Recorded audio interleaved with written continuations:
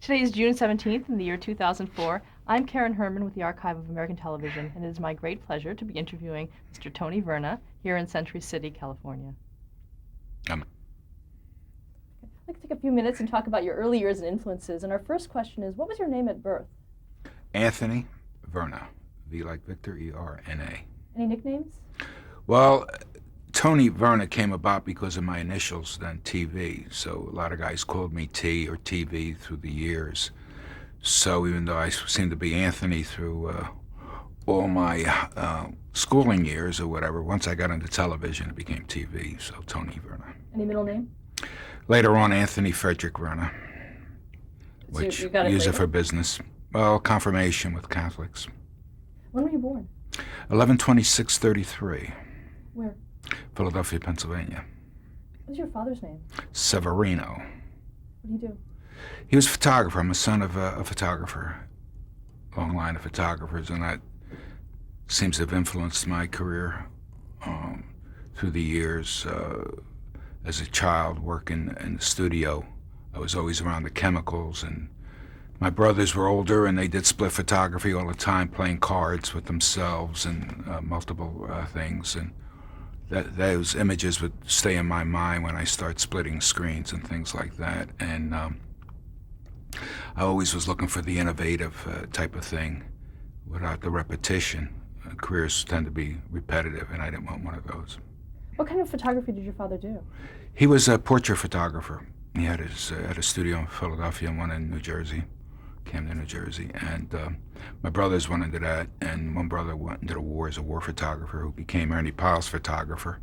And right after that, famous war correspondent, right after that, he was killed in action at 22. What was his name? Joe Verna. And he took, I think they listed it as the second most dramatic picture of the war after the flag raising at Iwo Jima. It was the attempt to assassinate Charles de Gaulle. And he was killed going into Aachen, Germany. And you said you had another brother as well? Another brother passed away, and the other one's retired. A sister who was the wind under my wings, and she passed away as well. What are their names? They were Carl, Sevy, S-E-V-Y, and Helen. And your mother's name? Gilda. Did she work? Well, my mother was into charity a lot and worked with the churches and that type of thing. But she's a pretty good photographer herself. Was there a certain style that your parents had, photography-wise? Yes, they did a lot of wedding photography, photographs, and all the ceremonial things, the confirmations and baptisms, and so there was a lot of backgrounds put in, like chroma key would be today, and retouching and actually hand coloring before color photographs came out as such. And then like anything else, like stores get Walmarted, the Kodak came out with the brownies and people started taking their own photographs, and that was the end of that curve of that type of business. Did you have a religious upbringing? I was an altar boy. I went to Catholic schools, high school and grammar school. I went to Penn and West Point. I didn't see much religion there. What about some of your early hobbies growing up? What did you like to do? I was into sports a lot. I played all the sports. Photography just was there, and so that was always there. I was a big reader. I was the only kid in my neighborhood thought it was a good time to go to the library. So I was really into reading, and through high school, I was reading about television. This was in the 40s, because I didn't graduate high school until 51, went right into West Point. And I read about the coaxial cable and linking up cities. I read about kinescopes coming in where they're going to film the TV tube, and I was amazed by all that and all these things that we're talking about. And I just knew that was going to be a bright business. But I had a lot of cousins who were war heroes and stuff, and so West Point was very attractive to me. And I seem to have been, I come from a musical family, even though I have no musical talent. All my father's brothers were gifted, and Charlie Verna had one of the first bands on radio, and Ettore Verna was Mario Lanza's singing coach, among others. And actually, I grew up down the block from Lanza, whose name was Arnold Kokoza then. So my hobbies were basically things of the neighborhood, of the schools, and not uncommon. Did you know what you wanted to be when you grew up? Well, I was very sort of pulled to math and chemicals and whatever, and that's why I ended up, West Point was about the #1 academic school, and they told me I didn't have the marks to get in there. I had the marks because I was about the best student they had, but they told me they were academically subpar, which I found very surprising, and that's true today. A lot of times you graduate a high school and you get a diploma, you're not really ready for a major college. So I looked at an entrance exam, a sample of West Point, and I put it out in front of the Norbertine priests, and I said, what are these questions, and why don't I know the answers to these things? And they said, well, you never had trigonometry. You never had. I said, you'll have to teach me. And they taught me on their own time and whatever. And being a South Philly guy I was gang of guys would be waiting for me outside while the priests were teaching me on the blackboard these things to pass the West Point exam. So a lot of yes, I can came into my life at that point. What do you mean I can't go to West Point? I'll show you. Yes, I can. Well, you're from South Philly. You don't, guys from South Philly don't go to West Point. Oh, yeah? Watch me. That type of thing. So when you say, did you know what you wanted to do? Well, that accelerated me to do things they said I couldn't do, and that stayed with me throughout my life. What did you major in? Well, I majored in engineering, and at university, I went to town school at University of Penn. It was metallurgical engineering. And so how did you get into television? Well, I was working that summer from Penn, and I was planning to go back in the fall.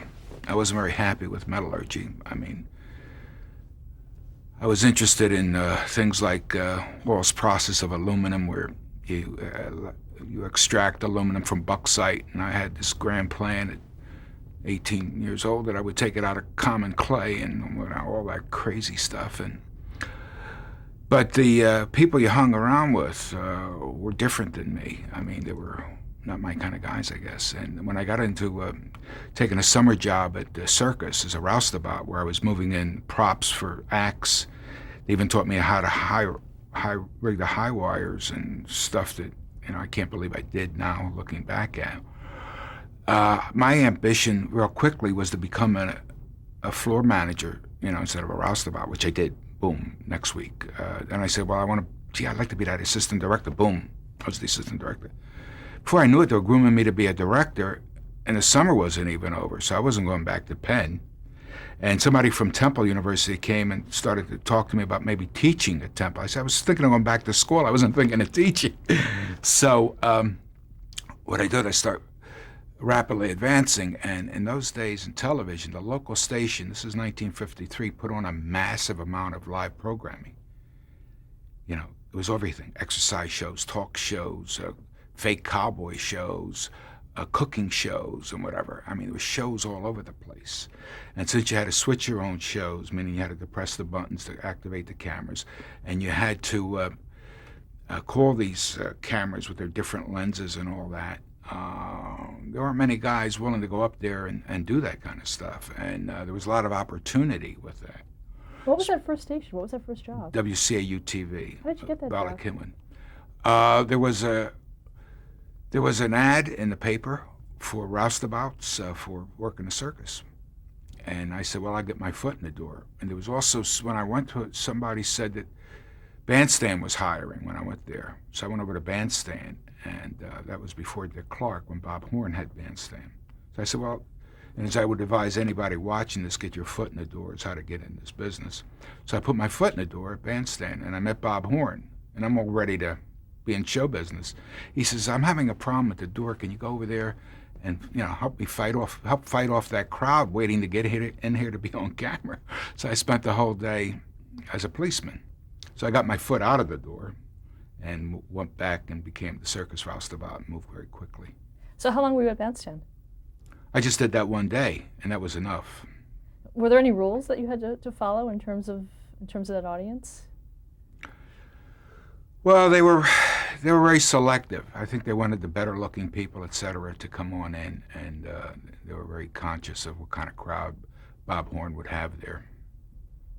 How was that cast? Did they give you rules for that? No, I think that I think they put out things like you can't wear a hat and stuff like that. And some minority groups wear hats and stuff like that, and that's how they got around it and things like that. If that's what their aim was. Oh, in terms of racial issues? I don't know. It seemed that way. If you put a thing at no hats, I mean, you could tell them to take off their hats when they come in. But I didn't, to say I'm a student of that, even when I mentioned that Dick Clark had done one of those, I mean, I don't even think he knew Bob Horn. I'm not even sure when he came in. But Bob Horn got replaced because of a moral issue. He got involved with an underage girl who was there when I was there, and I wouldn't get involved with it. I don't know why a guy like that did. But I mean, that's what happened, and Dick Clark took over the show, as I recall. Did you ever work with him, Dick Clark? I worked with him at Live 8. He was my ABC producer in one of my transmissions, ABC Talent. And he had come in on a show I had directed, Bar's Diamond Theater, and he came in with what they call audio cue. And he had an earpiece with an audio tape, because we only had cue cards then. And he, where's he going to find somebody to do his cue cards? You come in and nobody has time for anybody. The sets are moving. And as I say, one set go down, another set went up. So Dick would listen to himself on his ear cue and actually live on camera deliver it, which I found amazing. But there were other announcers using ear cue. But, he's a very talented man. He had no problems when teleprompter came out, as many of them did. But a lot of the actors were usually better when I had those, the Eddie Alberts and the Grace Kellys with cue cards, than a lot of people. They seem to have a stage presence. And when I talked to one of the actors, he said, well, that goes way back to Barrymore. They used cue cards even in the theater and whatever. And I know Brando, when his crew used to tell me, Cameron, all that he'd have cue cards all around.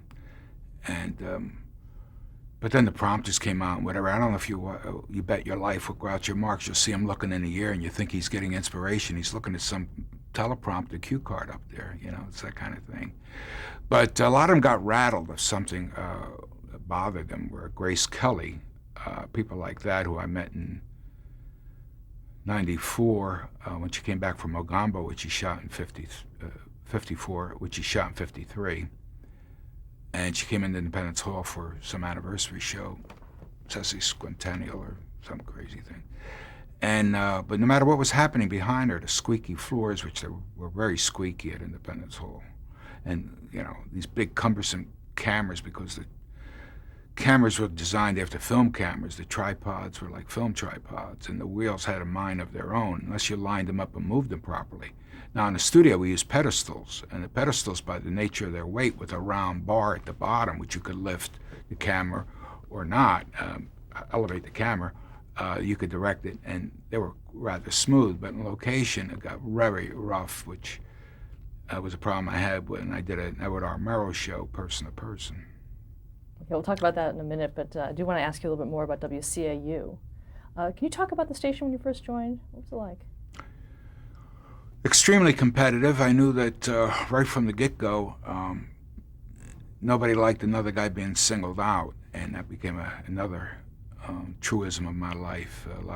I found, made some great friends, but there's a lot of jealousy, even up today.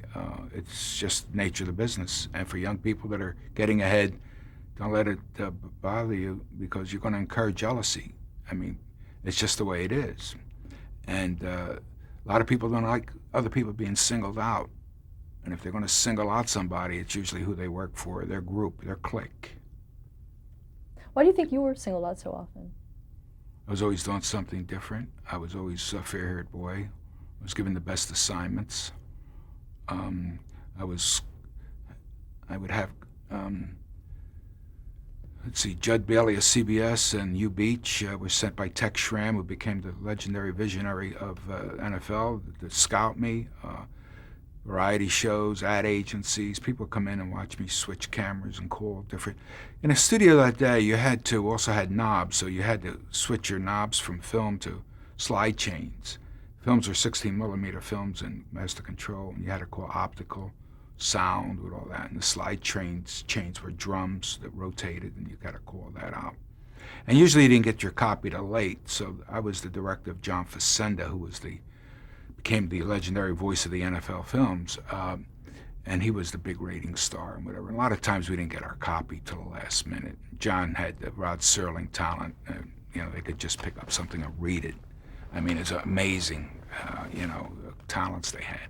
And I had a talent looking at a script and trying to figure out when I'd roll something without ever having time to mark it or whatever, and I just had to know what it was. And we played hard in those days. I won't kid you. I was out a lot. I dated a lot. That was one of the attractions of being in sports and travel the world, which I did quite extensively and all. And it opened up the boundaries for me. Going back to WCAU, talk about the early equipment that you used. Well, the tube was an Orthicon tube and would burn easily. And so if I were shooting a wrestling match or something indoor lighting, it wasn't too bad. I remember it just struck me, my mind jumped to Kid Gavilan when I was a famous fighter, and I was on a super card, a black card with white lettering, which we would take the switcher and the fader bar switch and just make a super if you put it halfway. And the camera would burn. So if I went to put the camera back on the fight, you'd see Kid Gavilan ghosting over the image and stuff. This was a big problem. Now in football and baseball, it was a bigger problem. In baseball, if you had a right-handed hitter, right, the first base camera would take him. Baseball was basically done with basically 3 cameras, then you add to that. So it's like camera 3 in almost any baseball directors from 50s to today, 1, 2, 3, left to right. So that camera would shoot the right-handed hitter, so camera 1 would go to the easel. This is many years before character generators or whatever. So he would get the name of the player, and then he'd come back and I'd have to turn to the sun because they usually burned in. The tubes are so sensitive.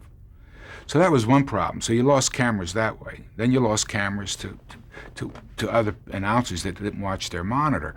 But the thing is that with certain things like football, players would run from a sunlit field to the shadows of the grandstand. Well, those cameras didn't iris right and whatever. You see, it would be like the shutter speed today on your digital camera. Soon they're going to come out with one where you don't have a shutter lapse before you see your picture.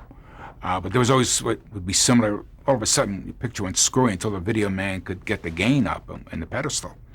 So what I would do is train cameras downfield. In other words, if you're running, I put a camera there ready for when he ran in and cut to that camera as soon as he ran into the shot. And that picked up my telecasts. I mean, I said, wow, that guy, look at those shots he has. So I was always looking for that. I was blessed with good cameramen too, guys that would go to the edge and stay in focus, knowing I was going to get off of them. I can't go anymore, you know. I lived with my cameraman. That was one of my secrets. I was very close with the crew, and a lot of other producers, directors, and other places didn't. They like to be more elite and whatever. But I always felt that they're the guys that made it work. The crew, I really did. And then when it was the crew, I hung out with the announcers because, to tell you the truth, the other guys were kind of boring. It was like, what's the score all the time, whatever. They couldn't talk about anything. You know, Jack Whitaker's still a friend. I directed him at 19. I just saw him the other day. And we still talk about anything. I mean, Mark Twain, he just reread something, whatever. And Brent Musburg or Pat Summerall. They said, you know, I don't know, I had to have friends like that. But in the trenches, give me the crew. They were solid. Now, early on, how did you learn this? How did you learn how to direct? Well, I found out that I had an ability, which came, I didn't have a musical ability, but I had something where it was like blindfolded chess. I could think moves ahead. I wasn't very good at blindfolded chess, by the way. And I would be able to tell camera 1 to use a certain 40 millimeter lens first base to get whatever, an 8-inch lens, which was a fairly big lens at the time, around the base and whatever. And you anticipated a base relationship. If you show a guy running and he's a close-up, it's no good. You don't know where the heck he is. So you had to make sure second base to third base was there so you could see the relationship. That type of thing. And that's what I could kind of change the lens, whatever. So then I was asked by other stations like BBM in Chicago, KRLA in Dallas, TOP in Washington, and then countries to come and direct there because it seemed that what I was doing was working. But I learned it quickly to answer the question. It just came to me. There's some shows too that were on at the time. The Big Top. Sealtest Big Top. I had first seen that. I lived on Broad Street in South Philadelphia, and next to me was an appliance store. You have to remember, these are row houses, and next to me was an appliance store, and in the window was a small TV set, and people would congregate, waiting for that test pattern to go off, and pushing up to the window because it was only a 7-inch tube or whatever on there, and it was like a happening. Something's going to happen here. You know, and here at noon on Saturday, here comes Big Top. And everybody was kind of elated and whatever. And I said, live television, that's it. I love that. And television, of course, from my Latin, television means to see far away. And I couldn't understand why things weren't far away. And when I was in high school, I saw Merrill had split the Brooklyn Bridge with the Golden Gate Bridge. Don Hewitt directed that. And he put live for the first time. You saw two oceans and stuff like that, which I thought was rather fascinating. But Big Top, then I became a clown too. With there, I had to do a lot of on-camera work. They needed certain things, and I was a clown with Ed McMahon for a while and stuff like that. Then I did Contest Carnival, which was a big show, and WCAU had about 12 shows at one time live on the network, and I did most of them. I either directed them or acted in them or something like that. That was originally called Candy Carnival, wasn't it? It was Candy Carnival because it was M&M, and when they lost the candy sponsorship, it became Contest Carnival, and it was Quaker Oats. Also, Action in the Afternoon. Well, I didn't work that one, but that was a great outdoor show, and it was the only Western. It was live, and you could see an airplane flying right above the cowboy. But that whole crew were friends of mine or whatever, and outside of maybe a little acting stunt, I really wasn't involved with that, but I admired everybody on that show. What's the state of television in general in Philadelphia at the time when you started? Well, Ernie Kovacs was a big hit. He was at WPTZ. And he was brilliant. He expanded the boundaries of television, where usually it is the way this camera's set up on me. You didn't know anything else existed, but Ernie let you see behind the camera. He even opened the doors, and he did all these things, these wonderful things. And he was with mimicry, which I liked, all the kaleidoscopes and the crap, which, I learned from. And one thing we all taught each other in those days, when you say, how did you learn? A lot of guys retired, and I did, stuff for them on camera, and I thanked them. I got a letter back. Hey, we taught each other. That was usually what they said. But they had me try to compete with Kovacs, thinking I was innovative. Well, you can't compete with Kovacs. First of all, it starts with the talent, right? I mean, look at Letterman or Leno. That's not an accident. These guys are brilliant at what they do. Steve Allen, look what he did with it. But I tried, and we did different things. But you weren't going to take Kovacs out. Did you ever meet Kovacs? I met him slightly because of Edie Adams, who he married. I did a couple shows with Edie when she was a singer at the time. You also worked on an episode of Person to Person, which you mentioned. Yes. I didn't direct it, but I was sent over by WCAU as their liaison because a network director would come in. He didn't know the crew. The crew didn't particularly care for a guy that came in from the outside. They didn't know the disposition of the crew or whatever it was. And so I went there pretty much as, assistant director, floor manager, whatever I could do. I was on the floor. Before I knew it, the cables were run at the Bellevue Stratford Hotel. Eugene Ormandy was the guest. Eugene Ormandy was the famous Philadelphia orchestra conductor. And very European, married to Mrs. Ormandy, which a very beautiful, stocky European woman. And they made perfect subjects. And they had a beautiful place. And Merrill was very conscious of being invited as a guest.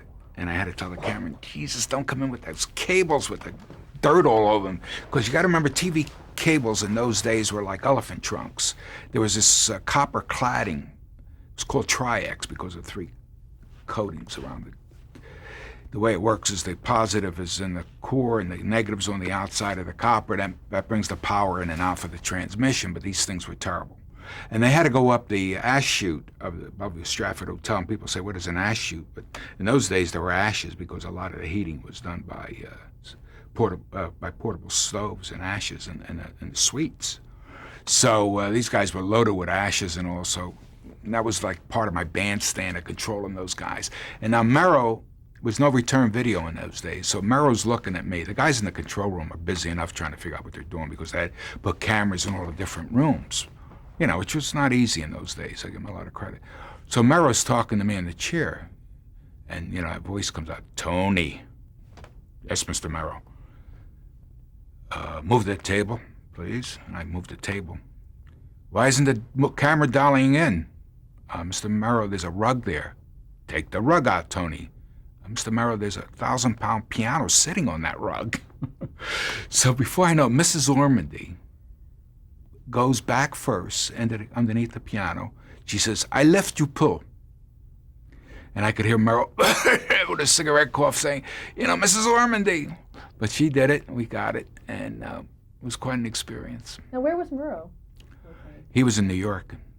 Yeah. That's the way he did it.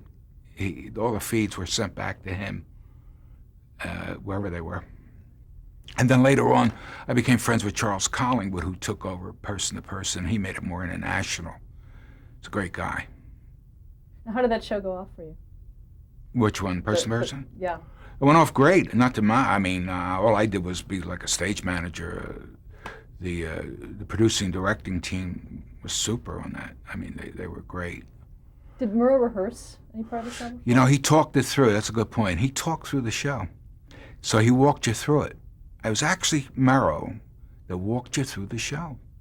Okay, we'll go there. Now, if we go into that next room, that's why he wanted the camera to move in. That's why he wanted to.